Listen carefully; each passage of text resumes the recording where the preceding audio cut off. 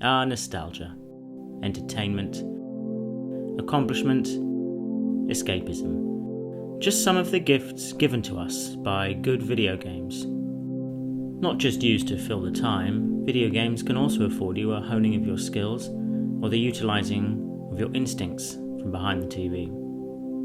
In these particularly turbulent or any particularly housebound time, video games can be an important tool, equal parts grounding and wool gathering, and for some, a vital social facilitator. I'm Sean Scott from Offworld Colony, and while in isolation, whether from illness or from desire, why don't you check out these top 5 lockdown video games in association with digital mindfulness, in no order.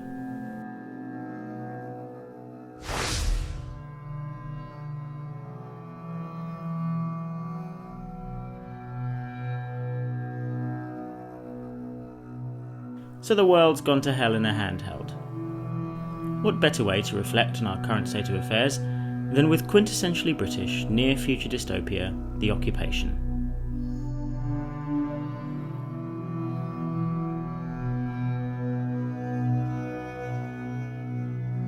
Where some video games show us the apocalyptic or post-apocalyptic visions of this world gone sour, others prefer to take gripping current affairs and examine them in a world that seems nothing like ours. Where some games take an esoteric track in delivering a mirror to us, there are those with a more direct approach at levelling us with our sins.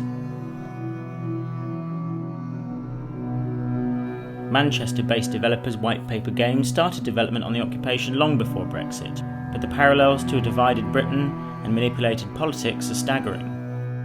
The Occupation is a kind of sneaking game where, as a journalist, you investigate the truth behind a recent bombing and subsequent approaching vote for a tightening of government control. Undeniably flavoured with the essence of V for Vendetta and J.G. Ballard, The Occupation tells its story of taking the destiny of your country and your choices as a citizen into your own hands, while examining evenly weighted political arguments and moral grey areas. It does so with player choice, multiple endings, tight writing and superb voiceover work. There's so much undersurface detail and vibrant character for such a seemingly drab setting, and with a really very clever use of real-time segments, there's a very palpable and delightful pressure, and exactly what you choose to do suddenly becomes very important.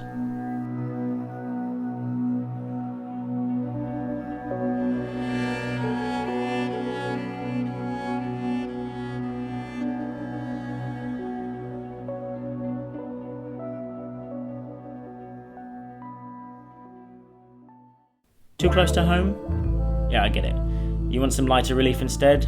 Well, another game that deals in the delight of player agency and the importance of choice is Hitman.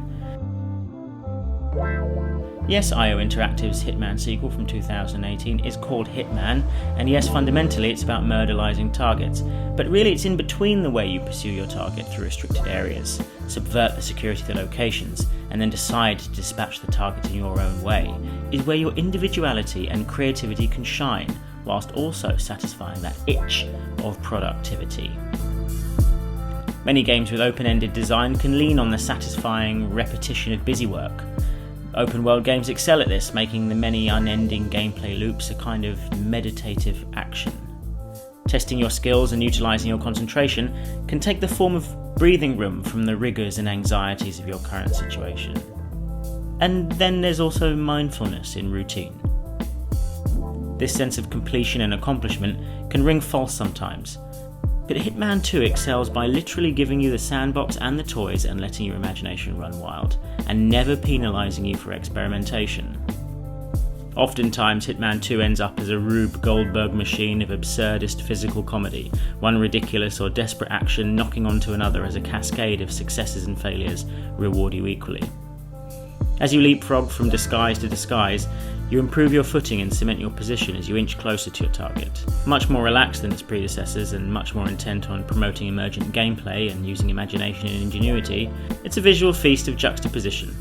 Hitman 2 revels in endless replayability in its levels, for mastery or just sheer silliness, with the routine of visiting the same locale multiple times and allowing improvisation to take form and being rewarded for it. is welcome repetition and escapism. Hitman 2 wants you to play around rather than adhere strictly to stealth and perfection. Hiding in plain sight and showmanship renders Hitman 2 more like Killing Eve than The Professional.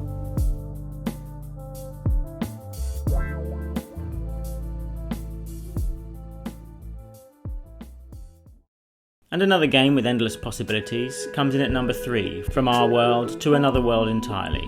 Divinity Original Sin 2, the RPG poster child for cooperative shenanigans. Not all of us are fortunate enough to be with someone significant to share video games with. Online gaming can satisfy that demand, and playing with strangers or playing with friends can function very differently.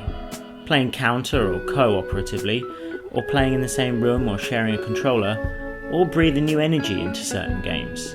Some are built for it, some have co-opted it into the pass and play universe of games, or some lovingly stream via Twitch. Whether playing remotely or on the same screen, Divinity Original Sin 2, Larian's wildly popular and successful role-playing game, promotes autonomy and cooperation in equal measure. Ownership over one's character, but teamwork in order to overcome the insurmountable obstacles. Now, I've been personally sinking untold hours into this expansive game with 3 of my friends during this time. It's a nice companion piece to the tabletop games we usually play, and with Dungeons & Dragons style games rising in popular culture, Divinity mirrors that social aspect, but allows for no prior preparation and for shorter bite-sized games. But it has the same rich world and complex classes and roles, and an eternity of side quests. Completing these quests in any way you want and breaking what you want to break, as the game is built to allow you to do, means you can be who you want to be. Freedom and unity, expression of personality, and learning how you fit into a team. Divinity Original Sin and its former entry can be sensitive, lore-rich and technical, and at the same time can be crafty, ridiculous and perilous.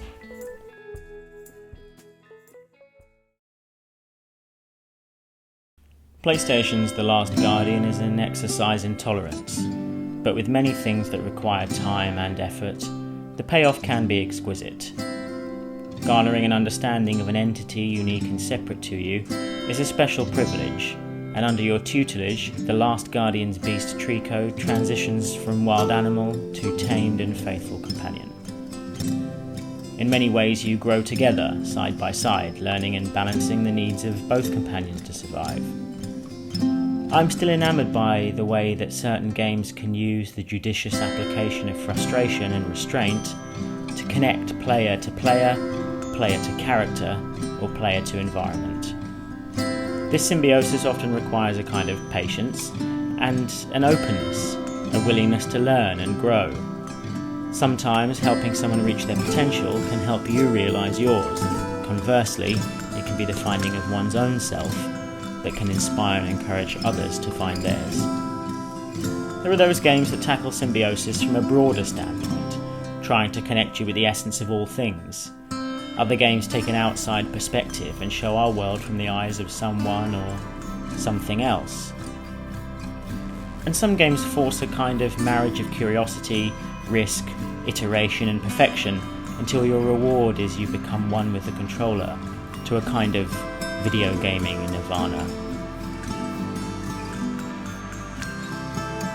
Games industry darling Fumito Ueda's follow-up to Ico and Shadow of the Colossus, PS4's The Last Guardian has you functioning independently from Trico, who has his own personality, and the bond between the boy and Trico creeps up on you through the evolution of the behaviour between you two.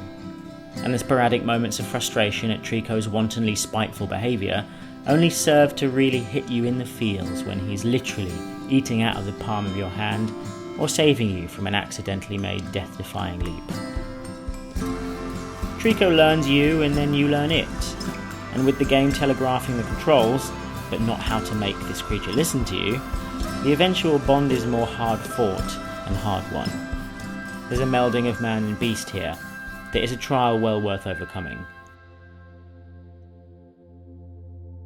Brighton-based developers Hello Games created No Man's Sky with a youthful vigour and a true passion to classic pulp sci-fi novels, Oh, and the desire to give you every permutation of space exploration, and a hefty dose of crafting and survival interred in a bespoke and majestic experience.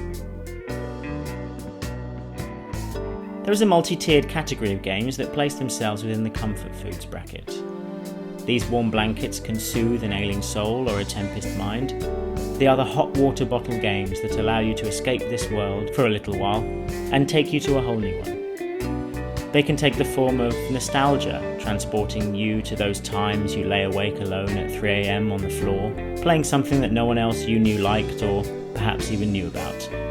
Or sometimes they offer a chance to experience something alien or different to your own experiences, or engage with that which stimulates a different part of the brain. No Man's Sky taken on its own is a nod to the choose-your-own-adventure books of yesteryear, an opulent and cute voyage where you're plonked on a hazardous planet and told to go forth and explore the universe, where the infinitely generated worlds can turn on a dime, but you're never really worried in No Man's Sky. But the real reason why I've chosen this game is the behind-the-scenes story, the story of patience, dedication, mindfulness and triumph that lies behind No Man's Sky's initial reception, and continues through its post-launch and reappraisal after several patches and several years of free content.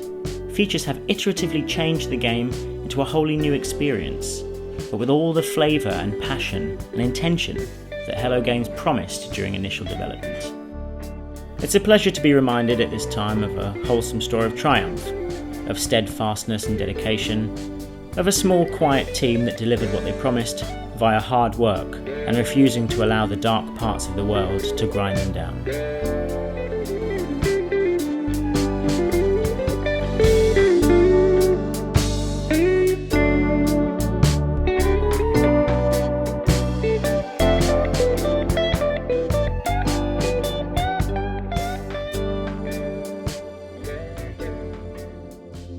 So there you have our top 5 video games to help with periods of isolation in all its forms, in association with digital mindfulness.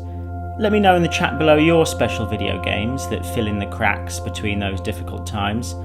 I think this list should function just as a good jumping off point. I'm sure you'll be able to find some others that speak to you, and do let us know in the comments. Like and subscribe, hit the bell and share this around to ensure that we're not just screaming into the void. And remember, video games are best when used as part of a balanced routine. For more support, seek the information in the description. Look after each other and play responsibly. I want to give a special thanks to Lawrence Ampofo of Digital Mindfulness, Chris Mogers Beach, Dan De Cruz, Bradley Kershaw, Johnny DiGirolamo, Ryan Scott, Daniel Kelly and Mariko Lowry. Check out some of our other videos and podcasts by clicking on the links above. Look after each other and play responsibly.